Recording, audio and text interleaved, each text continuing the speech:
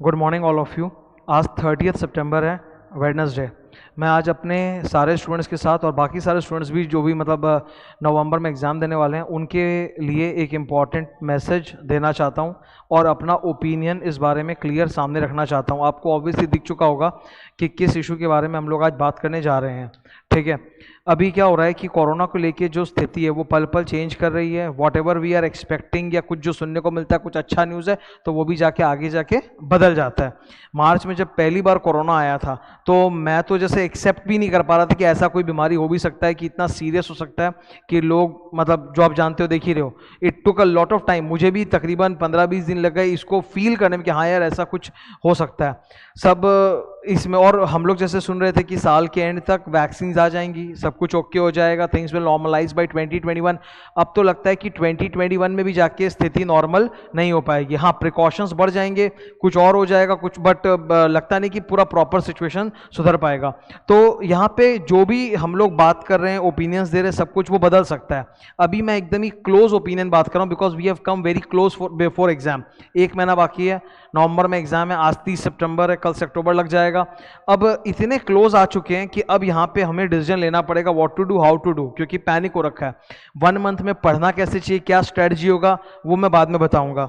और ये कल कंपनीज अमेंडमेंट एक्ट 2020 नोटिफाई हुआ है 29 सितंबर को, तो कल ही आया है ये। तो इसके ऊपर भी मैं पूरा का पूरा डिस्कशन करूंगा, पर वो बात की बात है। आज मेरा मकसद सिर्फ ये इशू पे डिस्कस करना है कि प्रॉब्लम क्या है, तुमको समझनी पड़ेगी अच्छी तरह से। पहले भी जब स्टडी टिप्स और एग्जाम टिप्स वगैरह में बताता था स्टूडेंट्स को, या वीडियो डाले हुए होंगे, मैं हमेशा बताया हूं, पर अब इस माहौल में वो सारा एग्जाम टिप्स, वो सारा स्टडी टिप्स बदल जाएगा, सब बेकार हो जाएगा। ठीक है, यहां पर इस समय सबसे इंपॉर्टेंट प्रायोरिटी आ जाता है हेल्थ। जिन्हें नहीं पता, आप एक बार फील करके देखो, समझ के देखो, एग्जाम हॉल के बाहर जो सिक्योरिटी गार्ड खड़ा होगा उसके हाथ में थर्मोमीटर टाइप की मशीन होगी जो तुम्हारे स्किन पर या आर्म्स पर या फोरहेड पर टेम्परेचर को नापेगा। और एग्जाम में क्या होता है, हम लोग इतने पैनिक्ड हो जाते हैं कि हमारी हेल्थ हो जाती है खराब, बुखार चढ़ना मामूली है। एग्जाम टाइम में स्टूडेंट का एवरेज टेम्परेचर 99 जाएगा तो उसमें कोई वो बड़ी बात नहीं है, वो चला जाता है। बिकॉज जिस तरह से हम लोग पैनिक्ड रहते हैं, less sleep, less food, constant tension, वो हो जाता है। ठीक है, वो एकदम हो जाता है। तो वहां पर अगर तुम्हारा टेम्परेचर आ गया तो तुमको तो हॉल में घुसने नहीं देगा एग्जाम हॉल में, क्योंकि अगर वो स्टूडेंट एग्जाम हॉल में घुसता है तो उससे बाकी सारे स्टूडेंट्स का रिस्क बढ़ जाता है, उनके हेल्थ का। तो आप सोचो कि कितना टेंशन भरा माहौल है। तो इस समय मैं आपके साथ कुछ अपने फैक्ट्स वगैरह सब बताने जा रहा हूँ, डिस्कस करने जा रहा हूँ। सुनो, ये इसलिए बोल रहा हूँ, मेरे भी घर में आज 6 लोगों की, हम लोग की फैमिली, उसमें से 3 जन बीमार पड़े और हम लोग को टेक केयर करना पड़ रहा है। टाइम्स ऐसे ही हैं, अभी ये माहौल ऐसा ही चल रहा है। कोई भी बिजनेस आप उठा लो, प्रॉफिट्स उसमें आपको नहीं मिलेगा। आप लोग को लगता होगा कि टीचर लोग को अभी भी बहुत प्रॉफिट हो रहा है, मुझे मैसेज आता है कि नहीं एजुकेशन लाइन, मेडिकल में तो प्रॉफिट है। आप किसी भी टीचर से पूछ लो, कोई भी टीचर आपको ये नहीं बोल सकता अभी कि नहीं हम लोग का प्रॉफिट्स हो रहा है। नहीं, या तो वो लॉसेस में ही है टीचर्स, या ब्रेक इवन चल रहा होगा। बिकॉज हमारे एक्सपेंसेस भी बहुत ज़्यादा होते हैं जो स्टूडेंट्स कभी कभी देख नहीं पाते हैं। ठीक है, पर कर्म तो करना पड़ेगा, काम तो करना ही पड़ेगा, चाहे प्रॉफिट हो चाहे नहीं हो, काम तो करता रहना पड़ेगा। तो अब यहाँ पे इस टाइप के सिचुएशन में as a student what should you do? November 20 में एग्जाम है, अब दें कि नहीं दें? मेरा एक ही बात ध्यान से सुन लो। अगर आपको लगता है कि आप अपना माथा शांत करके डिसिप्लिन वे में पढ़ सकते हो और बिना कोई नर्वस पैनिक के जाके एग्जाम हॉल में एग्जाम दे सकते हो, तब तो आप दे दो नवंबर में एग्जाम। लेकिन अगर आपको लगता है आपसे नहीं हो पाएगा, then I will advise you, please take rest, छोड़ दो नवंबर में, कोई दिक्कत नहीं है। दुनिया कहीं भागी नहीं जा रही है, सब कुछ हो जाएगा टाइम के साथ। एक बुरा टाइम भी आता है, एक अच्छा टाइम भी आता है। तो बुरा टाइम आया वो भी गुजरेगा, अच्छा टाइम भी आएगा। तो मैं एकदम स्पष्ट बोल रहा हूं, माई क्लियर ओपिनियन, कोई एम्बिग्विटी नहीं। अगर तुम्हें लगता है कि तुम एकदम माइंड को शांत रख के डिसिप्लिन वे में पढ़ के जाके दे के आ सकते हो, taking care of your health without getting panic, तब तो दे दो। लेकिन अगर लगता है कि नहीं हो पाएगा, मेरे से, मेरा प्रिपरेशन नहीं है, मेरा माथा खराब हो जाएगा, मेरा हेल्थ खराब हो जाएगा, तब मैं एडवांस में बोल रहा हूँ मत दो। तुम लोग को पता होगा, तुम भी स्टूडेंट हो इतने साल से, तुमको पढ़ते हुए 18-20 साल हो गए, तुम भी जानते हो कि एग्जाम्स टाइम पे हमारी शरीर की इम्यूनिटी एकदम गिर जाती है। Lack of sleep, lack of food और एकदम हाई टेंशन, नर्वस ब्रेकडाउन, और ब्रेन का पूरा काम है दिन भर पढ़ पढ़ के डेटा को चाटते रहो एकदम, तो इम्यूनिटी जोर का गिरता है। और वही तो टाइम होता है जब इम्यूनिटी गिरता है और बुखार चढ़ता है, वायरस अटैक हो जाता है। और अभी ऐसी हालत है, मैं तुमको बता दूं कि कोई स्टूडेंट को अगर बुखार हो जाए, कितने सारे स्टूडेंट होते हैं जिनको एग्जाम टाइम की ठीक पहले मलेरिया या टाइफॉइड या बुखार पकड़ देता है, कितने स्टूडेंट्स होते हैं, बिकॉज उस वक्त वो पढ़ाई की वजह से इम्यूनिटी गिर जाती है बॉडी की, तभी तो ये सब अटैक होता है। और अभी क्या लफड़ा है कि बाई चांस आपको कोरोना नहीं भी है, ठीक है, पर जस्ट टेम्परेचर आ गया, वो थर्मोमीटर में नापा, ऐसे टेम्परेचर आ गया, तो अब आपको तुरंत वो लोग भेज देंगे कोविड टेस्ट के लिए। कोविड टेस्ट के लिए तुरंत बोल देंगे कि जाओ कोविड टेस्ट में चले जाओ। ऐसा हालत हो गया, तुम्हारे मम्मी पापा, तुम्हारे फैमिली वाले भी परेशान हो जाएंगे कि तुमको अस्पताल में डॉक्टर के ले लेके कहाँ भागें, बुखार हो रखा है। अभी मैं जानता हूं ना मेरे घर में क्या पोजीशन हो रखी है, बुखार है तो डर के मारे जा भी नहीं सकते हॉस्पिटल वगैरह में कि वो कोविड टेस्ट तुरंत बोल देगा, जबकि पता है कि कोविड नहीं, फिर भी एक टेंशन चढ़ जाता है, एक स्केप्टिज्म चढ़ जाता है, ऐसा माहौल है। तो मैं बता रहा हूं एकदम, मैं कुछ टिप्स बताऊंगा शांति से, एकदम सोच विचार के तुम अपना इस पर डिसीजन लेना कि तुमको क्या लगता है, क्या उचित है, तुम अपने हिसाब से अपने आप को सोच के करना, ठीक है। फर्स्ट ऑफ ऑल है एक प्रॉपर, अगर तुम पहले तो ये डिसाइड करो कि दे पाओगे कि नहीं दे पाओगे, पहले ये डिसाइड कर लो एकदम क्लियर। लगता है कि सर नहीं दे पाएंगे नवंबर में, छोड़ दीजिए, आप अगले टर्म में दीजिए, उसमें कोई दिक्कत नहीं है, तब तक शायद कुछ अच्छा हो जाए, कुछ अच्छे न्यूज़ आ जाए एंड ऑल दैट, ठीक है। पर अगर लगता है कि नहीं सर हम दे सकते हैं, हमको कॉन्फिडेंट है, हम एक ग्रुप तो दे ही देगा, तो फिर दे दो, ठीक है। अब खास बातें आप ध्यान से सुनो, ठीक है। ये कुछ 5 टिप्स है, इसके अलावा मैं कुछ और बातें भी बताऊंगा, सुनना। हेल्थ को प्रायोरिटी रखना, हेल्थ को एकदम प्रायोरिटी रखना। हर बार हम लोग बोलते हैं कि नहीं एग्जाम में बॉडी गला दो, जला दो अपने अंदर का, मतलब ये सोना कुंदन बन जाएगा, वो सब डायलॉग चलते हैं, अभी वो डायलॉग नहीं चलेगा। इस टाइम एग्जाम देने जा रहे हो तो हेल्थ फर्स्ट है, पास होंगे कि फेल होंगे वो सेकेंड है, ठीक है।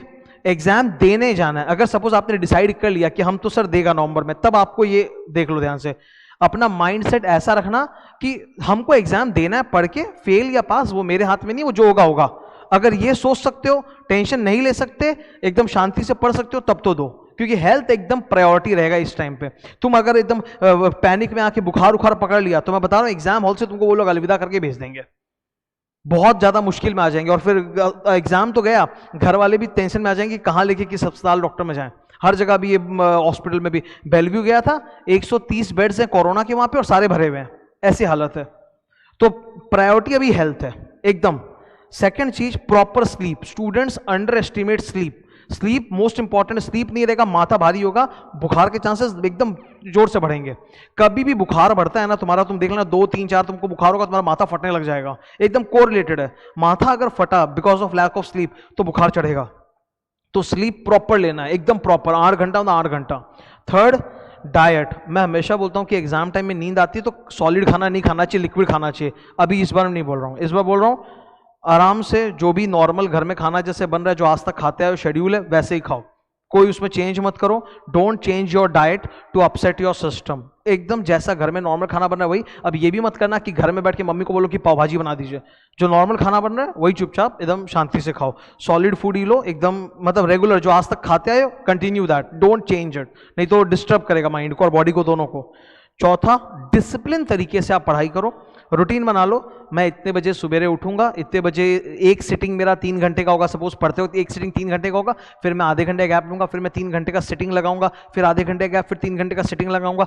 इस तरह से एक पूरा डिसिप्लिन करके अपना शेड्यूल बना लो, ठीक है, और उसी को फॉलो करो डिसिप्लिन से। नींद को खराब मत करो। होता क्या है कि हम लोग दिन भर का टाइम अपना पढ़ते पढ़ते मन डामाडोल हो रहा है, माइंड नहीं लग रहा है, वेस्ट कर देते हैं, फिर और ये बेट करते हैं कोई बात नहीं यार मैं रात को जाग के 4-6 घंटा टाल लूंगा ना, बॉडी वैसे नहीं चलेगी।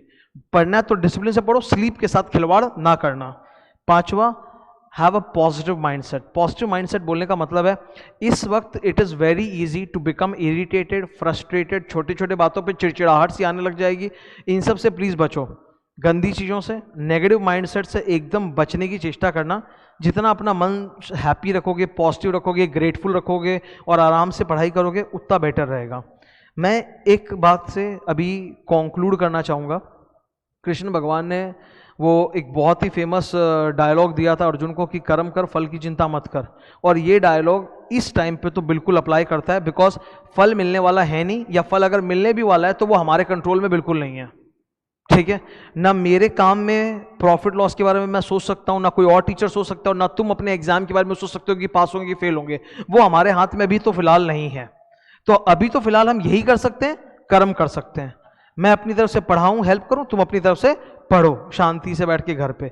फेल पास की चिंता किए बिना शांति से अपना पढ़ते पढ़ते जाओ, एग्जाम में अपीयर करके आओ। अगर तुमको लगता है तुम 2 ग्रुप के लिए तैयार हो, 2 ग्रुप, तुमको लगता फॉर्म भरने से कुछ नहीं होता, वो तो हम फॉर्म भर के भी एग्जाम के ठीक पहले बोल ही सकते हैं कि हम नहीं जाएंगे एग्जाम देने, और अभी तो मतलब कोई भी तुमको घर वाले भी प्रेशर नहीं करेंगे नहीं जाओ एग्जाम देने। तो फॉर्म भरने से कुछ नहीं होता, तुम डिसाइड कर लो 2 ग्रुप कि 1 ग्रुप, जितना तुम्हारा तुमको लगता है तुम्हारी कैपेबिलिटी है, you know your self better, तुम अपने साथ, तुमको जीते हुए हो गए होंगे 18-20 साल, तो तुम अपने आप को जानते हो तुम कैसे हो, तो तुमको जो लगता है उस हिसाब से दो। 2 ग्रुप देना है कि 1 ग्रुप देना है कि नहीं देना है, पोस्टपोन करना है, बट हेल्थ के साथ खिलवाड़ मत करना।